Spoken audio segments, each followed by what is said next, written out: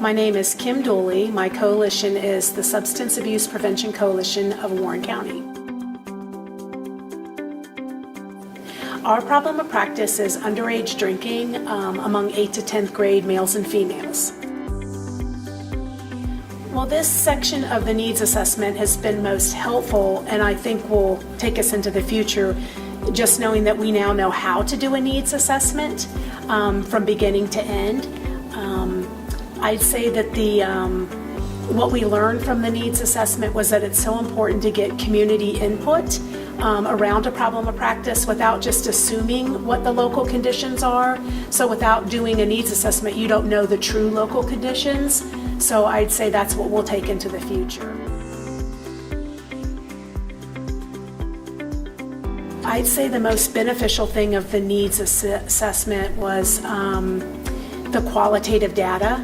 I don't think we realized how much rich data we would walk away with the qualitative data, and it really gave us an idea of where our adults stood in our community around our problem of practice with underage drinking, what knowledge they had or lack thereof they had. So that really helped our coalition identify local conditions.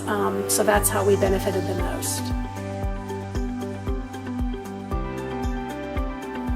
We could spiff anything, I think, is what our coalition will take away, as well as the fact that there's a huge difference between qualitative data and quantitative data.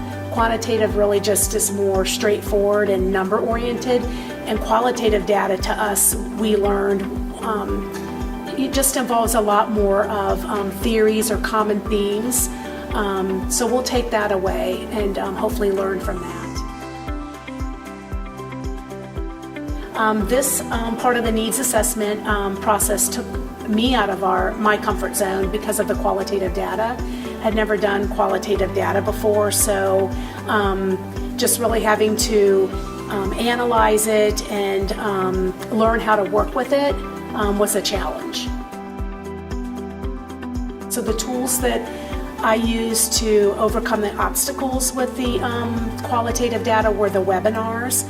I watched them several times prior to analyzing my qualitative data, and then throughout the process I would keep going back, looking at the webinars to make sure I was following the guiding questions and pulling out what I needed to for that piece of the process. I would say the advice that I would give to individuals going through the needs assessment process is to trust the process. Because there truly is an end to the beginning. You definitely have to trust the process, and I would also encourage them to focus on the details. There's a lot involved in doing a needs assessment, from recruiting your participants to scheduling dates and times and locations and incentives, and the transcriptionist has to transcribe, and then people have to pull out the qualitative data. So I think all those pieces are important to stay on top of. So having a team or an individual that's organized, who has good follow-through, and cannot, that won't let it stay in the stagnant stage, is a good thing to have on board. And then I would also say a tip would be, don't read too much into the qualitative data, kind of let it speak to you.